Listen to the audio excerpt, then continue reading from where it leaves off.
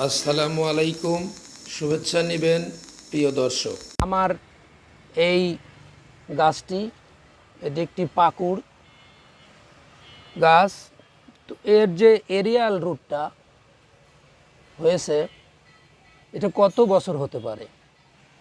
আপনি হয়তো আন্দাজ করছেন যে হতে পারে 15 বছর, 12 বছর, 10 বছর, কিন্তু না বন্ধুরা, আমার এই গাছটি আমার কাছে একেবারেই ছোট একটি চারা নিয়ে এসেছিলাম, বা কোনো দেওয়াল থেকে এরকম হবে। তো এটা আমার কাছে আছে 5 বছর, কিন্তু আমার অন্য অন্য যে গাছগুলোকে আমি এই টেকনিক অ্যাপ্লাই করি নাই, তারা এত সুন্দর হয়নি। এইটা হওয়ার পেছনের গল্পটা কি, তো আমি সেইটাই আপনাদের দেখাতে চাই, এবং আজকে আমি হাতে কলমে দেখাবো যে এই বনসাইটা এই চেহারাতে কিভাবে অল্প সময়ে আসছে। দেখুন তাহলে বন্ধুরা, এটাই আমাদের আজকের প্রজেক্ট, একটি বট ফাইকাস বেঙ্গালেনেসিস। এটাকে আমরা আমার সেই পাকুড়টির মতো এরিয়াল রুট আনতে চাই অনেক কম সময়ের মধ্যে। দেখুন কিভাবে। আসবে আমার মরণ,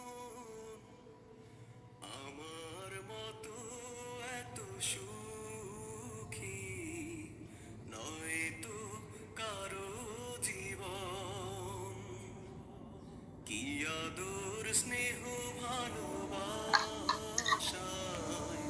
জড়ানো মনের বাঁধন। জানিয়ে বাঁধন ছিঁড়ে গেলে কভু আসবে আমার মরণ, আমার।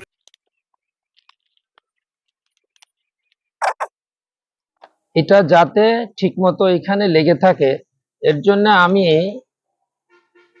এই যে এরকম করে এগুলোকে ঝাঁটার খিল বলে, নারিকেলের পাতার ভিতরে থাকে।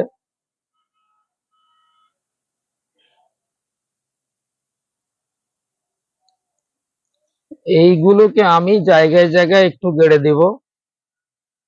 আপনারা আপনাদের মতো করে এটা ভালো করে সেট করে নেবেন। যে মাথাটা খোলা ছিল সেটা আমি স্কচ টেপ দিয়ে বন্ধ করে দিব।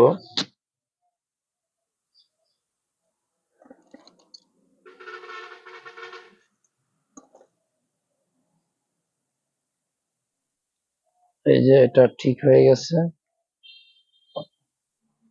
এই তো হলো মোটামুটি সাপোর্টিং এর কাজ শেষ হলো। এখন এর মধ্যে আমি কাঠের গুঁড়ো এই যে রেডি রেখেছি। কাঠের গুঁড়োটা অবশ্যই রোদ্রে ভালো করে শুকিয়ে নিতে হবে, অ্যান্টিফাঙ্গাস করে নিতে হবে। তো কাঠের গুঁড়োটা আমি এখন এর ভিতরে দিয়ে দেই। এর ভিতরে একটু ছোট শাখা আছে, এগুলো একটু পরিষ্কার করে দেই।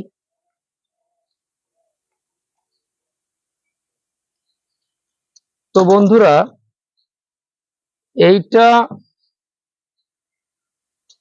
দেওয়ার পরে মাঝে মাঝে একটু জৈব সার, বিশেষ করে খোলের পানি পাতলা করে দিতে হবে। পাতলা বলতে আমি 1 কেজি খোলের সাথে 60 লিটার পানি মিশাই। সেটা আমি অল্প পরিমাণে গাছে দেই। এই গাছটার মধ্যে 250 মিলি দিলেই হবে, প্রতি মাসে একবার দিলে। কথা আছে যে যত গাছে এনার্জি তত রুট। তো এনার্জি বেশি থাকলে রুটটা বেশি হবে। এই জন্য সেদিকটাই খেয়াল রাখতে হবে।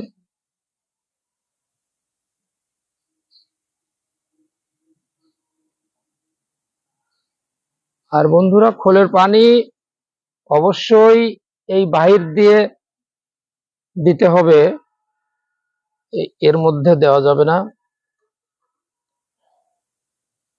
আর এর মধ্যে মাঝে মাঝে একটু পানি দিয়ে ভিজিয়ে দিতে হবে।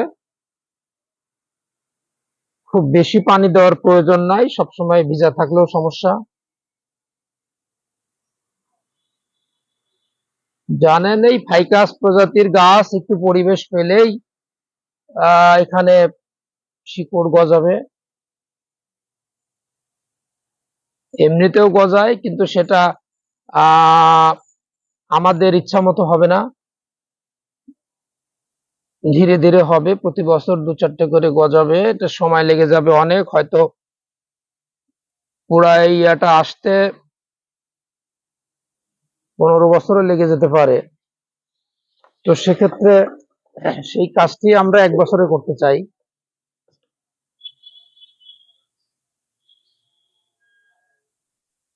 তো মোটামুটি হয়েছে। তাহলে ইয়াগুলা দিয়ে একটু খুশিয়ে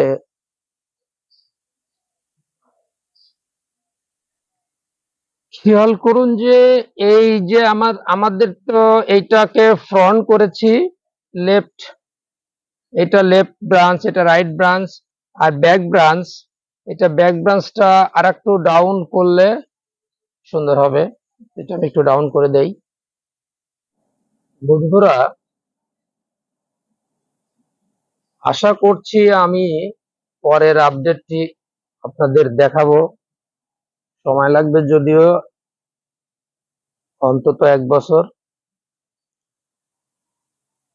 তো এটা খোলার পরে দেখা যাবে যে শিকড়গুলো যত সুন্দর করে আমি চাচ্ছি বা আমার পাকুড় গাছটিতে দেখলেন ওই রকম কিন্তু দেখা যাবে না। এই পুরা জায়গাটার মধ্যে শিকড়গুলো একদম পেঁচানো থাকবে, এলোমেলো থাকবে। তো খোলার পরে আমাদের পানির স্পিড দিয়ে অথবা এরকম কাঠি দিয়ে ধীরে ধীরে শিকড়ের ভেতর থেকে এই গুঁড়াগুলো পুরাটা পরিষ্কার করে ফেলতে হবে।